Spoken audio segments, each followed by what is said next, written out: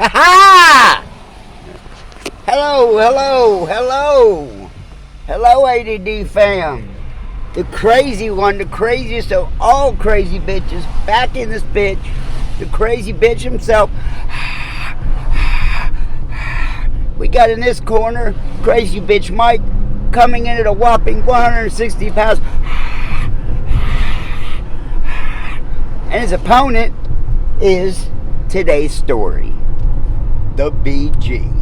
Yes, you heard it correctly for the second time. No, not the double B, not the B double GP, but the BG.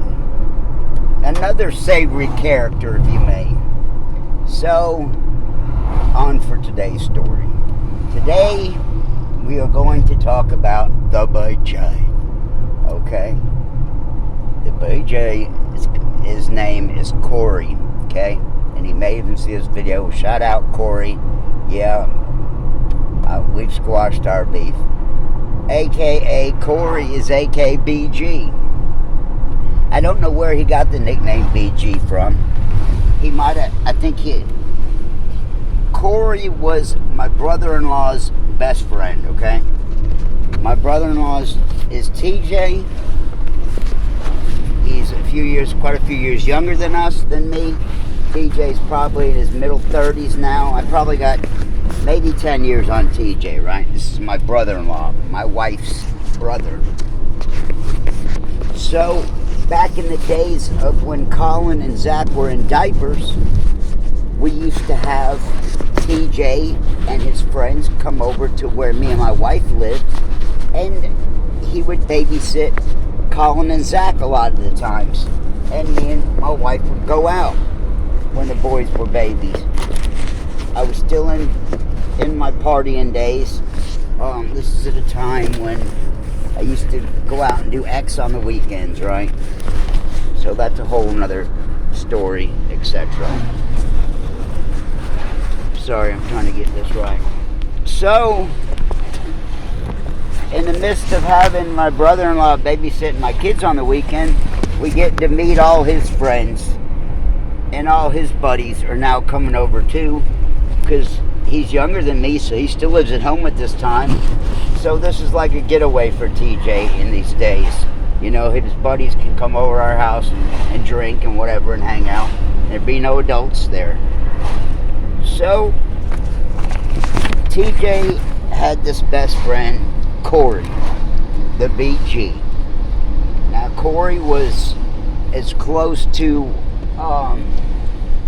if Malibu most wanted, Atlanta's most wanted, Corey would be it, okay? In a quarter mile, use the left 2 lanes to turn left onto Flat Shoals Road. He was that, the guy, do-rag, pants way too loose, Eminem was his idol, talked and pretty much tried to act and talk like a black person, right? But it wasn't fitting, you know. Use the left 2 lanes to turn left onto Flat Shoals Road. The BG somehow, and amongst all that time, I started calling him the Big Goof. He's about 6 foot tall, and he's a clown, right? Just a big goofy. Continue for 3/4 of a mile. Big goofy dude, dying to be Eminem. And he calls himself Whiteout, right? And he's like, you know, he's into music, he writes music, this kind of thing. Well, he was around in the days as I started to get in pill addiction. So anyways, I meet this guy, Corey, and I get him work, right? And I introduce him to Anthony. So now he works with us. And first off, he moves out. He's here and there, couch surfing, hotels, etc. And he winds up in this. Anthony had like this camper that, you know, a camper on wheels that you could take around to jobs or whatever. Well, Corey lived in Anthony's camper for some time out in his basement, out in his driveway, right? In a quarter mile, turn left onto the I-20 West ramp. Anyways, when Corey was the time that I got Corey a job and he was working with us, we did a lot of traveling in those days, and we worked with a couple of 2 or 3 other white guys, right? And they were all older than my age. Well, every one of us, me included, used to fuck with him, right? We used to fuck with Corey. We gave him hell. We rode his ass on a daily basis. We made him cry on many occasions, right? This is how bad we would get to play jokes on him and fuck with him, right? We literally got him to cry. So, in the midst of torturing him all these days, one day, so we were working at Lenox Mall, and we go to play a prank on him. First off, before all this even goes down, the day before this prank we play on him, we're doing this store in Lenox Mall, and there's like 5 of us, right? 2 of the other guys go over and fill his back pockets full of caulk. I'm sure anyone knows what caulk is, right? You know, painter's caulk you squeeze out in a tube. These guys were talking to him and distracting him while the other guys were filling his back pocket up with caulk. And no one told him. Then I had to tell him at the last minute, because he was riding with me, and so the joke would have been on me, right? This was like the daily norm of fucking with Corey, right? On all kind of different levels. So the day he finally broke down and cried, I had worked with him for off and on for years, right? He worked with me. Turn left onto the I-20 West ramp. He worked with me with Anthony, and I also got him a job with Mike Powell, the blonde-haired guy I told you about. So I carried him around with me. He was my helper for some years, and so he's always around. And he was, very similar to me, has ADD. In a quarter mile, merge onto I-20 West. Chemical dependency problems, this type shit, right? Just like me, but he was a goofball, even worse than me. So he was all the time goofing and being goofy and stupid and shit, right? So sometimes it would be just me and him would go out of town to a job. We'd go do a job like the next state, like we went to Tennessee. We went, a bunch of different places. But it would be just me and him. Continue on I-20 West for 6 miles. Literally nobody else. And so he would be my roller man, right? I would spray the walls and he would back roll. And during a lot of these times, he'd piss me off. And when I had the paint spray, I'd spray him, right? I'd completely spray him like he was a wall. You know what I'm saying? Just douse the fuck out of him. And sometimes he would joke around and he would take the paint roller and start rolling himself. Rolled his own face. Like complete ADD, psycho, hilarious, stupid ass bullshit, right? Literally, have you ever seen someone paint themselves? This guy was painting himself with a roller on many occasions. I mean, sometimes it was too hilarious that, those were good times too. He had me about to piss on myself a few times, as stupid as he was. So, he was, like I said, we worked together for years. He was a clown. We clowned him. He was younger. We dogged him out. All of us, all the dudes were like me and worse. Every one of the other painter guys that was older, would dog him out on every way and shape, facet possible.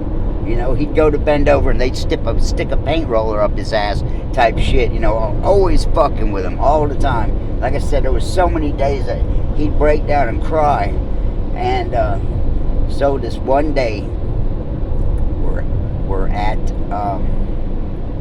we're working at Lenox Mall, and there's like five or six of us, right? And so we're really gonna get him good now, okay? We didn't. So I done come up with an idea, come up with a plan. So I'm gonna hit. First off, Corey's got this girlfriend, right? Katrina, I can't even remember. Catherine, One of the two or the three, something like that. Corey had this girlfriend. She was a couple of years older than him, but she was a stripper, right? And supposedly one night she was, assaulted at work sexually, whatever, blah, blah, blah, blah, blah.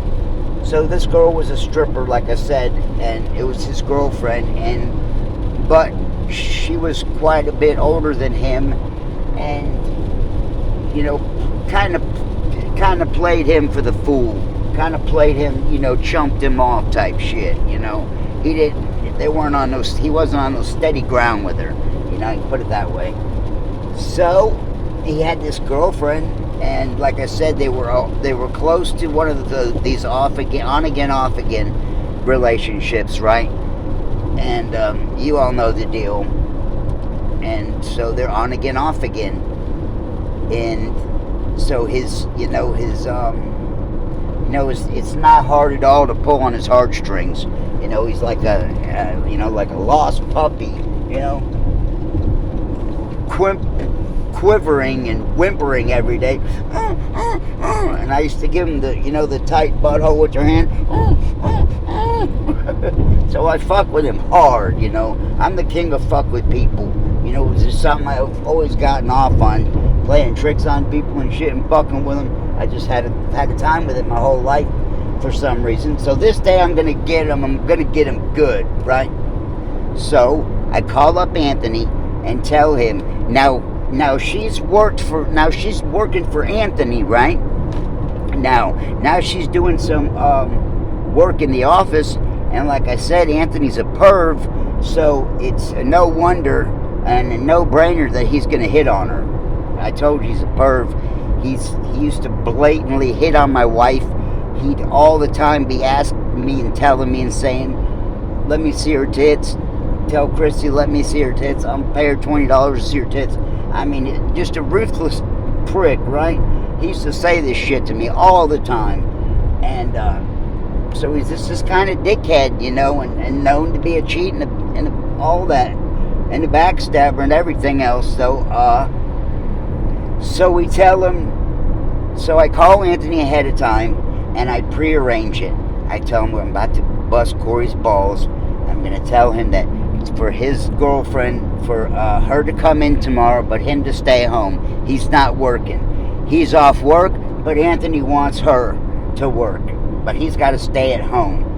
And you can imagine where me and 3 or 4 other guys took it with her, this stripper that he's already on rocky ground with anyways. Oh, Anthony's gonna bone her. Oh, he's boning the shit out of her tomorrow. Oh, she's getting it 2 times a Sunday. Like I said, we had this guy literally crying. So we told him that, and he said, "No, bullshit." I said, "No, I'm dead serious. I just talked to Anthony." But I had a straight face, of course. I said, "No, I'm serious. You can calm yourself. You're off tomorrow, and she's coming in." And it was all just a joke, but he didn't know that, and so he got a rate psycho crazy before he ever even called Anthony the first time.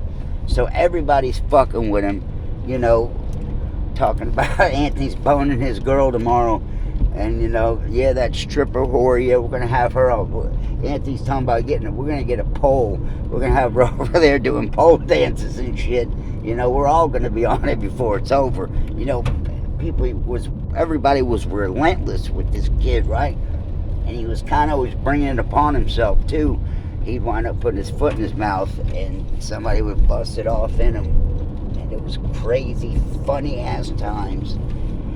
And so this was at a time where, okay, I'm getting him some drugs and shit on the weekend before we really worked together a lot. He's getting some money, so he's mommy and daddy money. And so he wants, a couple $100 and some drugs every weekend. So I'm going to buy him whatever, it was whatever. It was coke and or ecstasy. Coke and ecstasy. So, this was at a time when, you guys know who Gucci Mane is, right? Well, if you know who Gucci Mane is, you know his song, Is You Rolling? Bitch, I might bite. Is you rolling? Bitch, I might bite. That's, so, And that was in those days when that song was popular. So I tell him one night in front of TJ, I say, in 800 feet, keep left to stay on I-20 West. I was going to get ecstasy already, and I used to go to this all-night gay club in Atlanta that you could walk in and get drugs, any drugs and all drugs. Keep left to stay on I-20 West. Within minutes, you can literally walk in this club and have ecstasy in your hands in 5 minutes. Crazy shit, right? So this is what I used to do in those days. Continue on I-20 West for 1 mile. Because X was not, it wasn't always for certain that your dealers would have them, So I always had backup plan, right?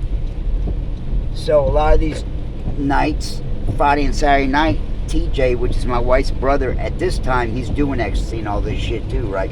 So he's riding with me down the back streets, down the Cop every weekend.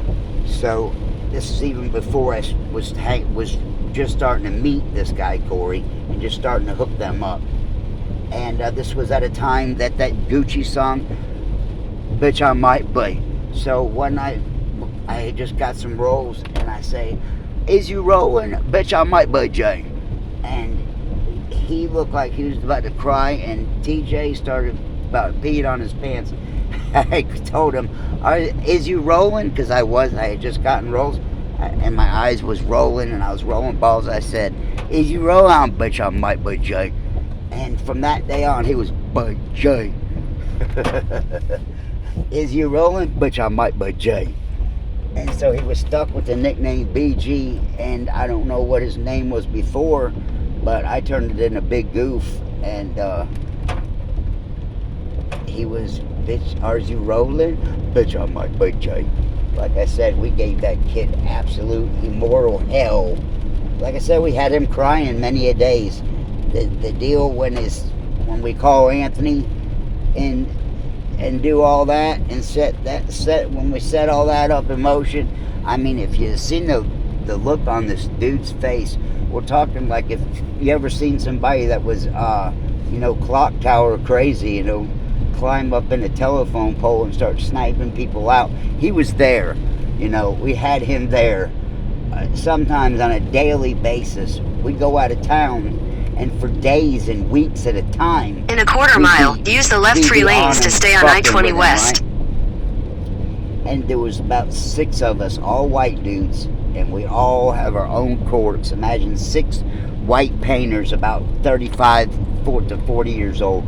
All of us are all different kind of unique breeds.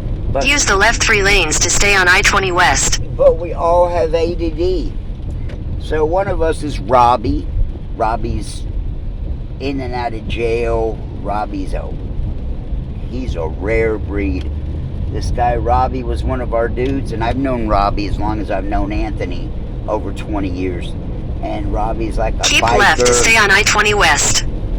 But Robbie rides across the country with his motorcycle, and he's gone to jail and prison. Continue on I-20 West for 13 miles. He's been in prison and in jail more than most people ever just lived.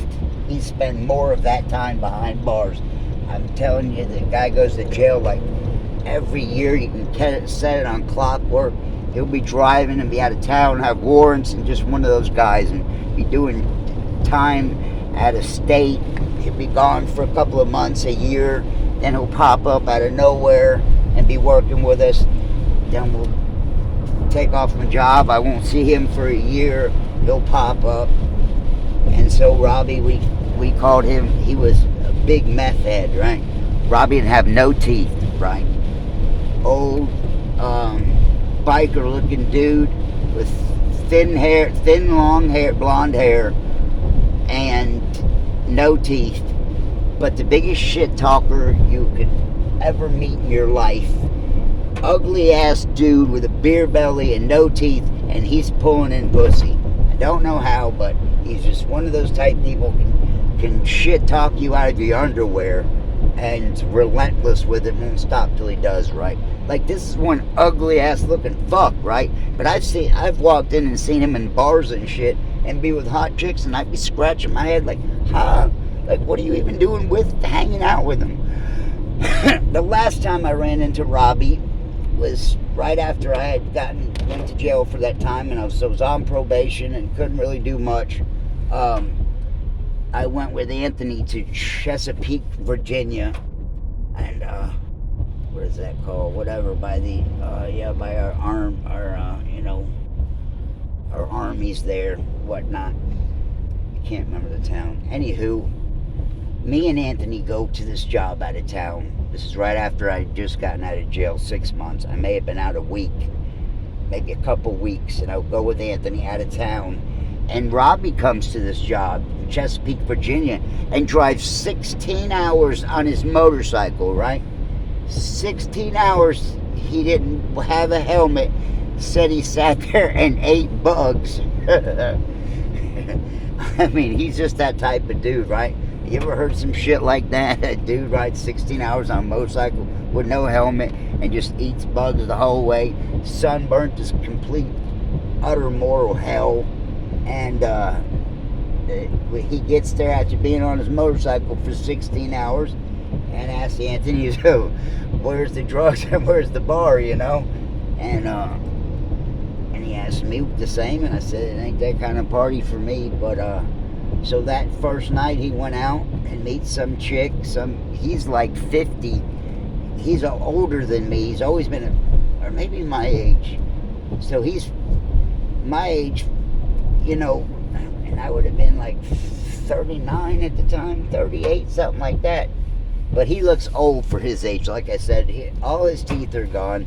He tries to keep long blonde hair with a receding hairline, and he pulls this 19, 20-year-old girl, right? So now he's telling us he's met this chick. He can't work, la-di-da-di-da. He came in the next day after he had been with this chick all night, and says he fucked her under the bridge. And I believe him. I seen the girl he was talking about, and she was cute. She was cute. I was shocked, surprised she would have something to do with him. Once again, he had pulled something decent looking, like way beyond, equal to the way he looked. Because like I said, he was fucking hideous looking. And that was just some funny shit. He was always pulling pussy, this ugly fuck. Shout out Robbie, a.k.a. Hobby. Hob on my knob, Hobby Robbie. His nickname was Roly Boly, right? We did some commercial jobs, and we had hard hats, and so we all had to put our nicknames on our hard hats, right? And his was Roly Boly. We're painting the last circuit city they ever built in Alexandria, Virginia, is it? Alexandria. Could be Virginia or whatever's right next to it. We painted the last circuit city, and it was me, him, Robbie, Roly Boly, and on his hat he put Roly Boly with the meth pipe, right? And it's plain as day, and he's wearing this shit. You got superintendents, all kind of other higher-ups and people of this nature in these kind of jobs, and he's running around with Roly Boly on his head. And then there's the guy, Bone Man. He's 6 foot tall, and wonder why they call him the Bone Man, right? So he was this other hideous fuck that I used to hang with, and he's a character. I can't go all out on with and about him at the moment, but they call him Bone Man because they say he's hung like a horse. He carries around a small billy club. So there's Bone Man, Roly Boly, BG, and then you got Moan, a.k.a. Ramon. Moan. Okay, Ramon is this type of guy. Always has this smile on his face that looks like the Joker, right? Like he's smiling, his cheeks is like way the fuck up here, right? Just got one of those crazy ass looks on his face. And he's a country dude. He's real skinny and tall. And he's got like your, what's his name? The other guy. He's got the, you might be a redneck if. Jeff Foxworthy. He's got the Jeff Foxworthy haircut, right? And a beard, and he wears shorts that are too tight for any man. He wears like jean shorts, cutoffs that like a 12-year-old girl should be wearing, right? He's that kind of funny ass looking dude himself. Like I said, he's just an oddball. Could you imagine a tall ass redneck country dude, skinny as fuck, wearing these tight cut off jean shorts? I mean, he definitely reminds you of a hillbilly's adventures way out west with so anyways, Ramon's a character in his own right as well, right? Talking about a bunch of oddballs. And so Ramon has a wife. He's married for all these years, right? 20 years. He's older than me. He's probably even older than me now than when at this time, he was probably in his late 40s, maybe my age. I'm probably in my middle 30s. And so he's married all these years, right? And then I get out of jail. And when I get out of jail, the time I did 6 months, and like my whole world was upside down, right? Couldn't even see my wife at this point. I go and do some work with Anthony, and so Ramon's worked with Anthony too all these years. This is all common denominators, right?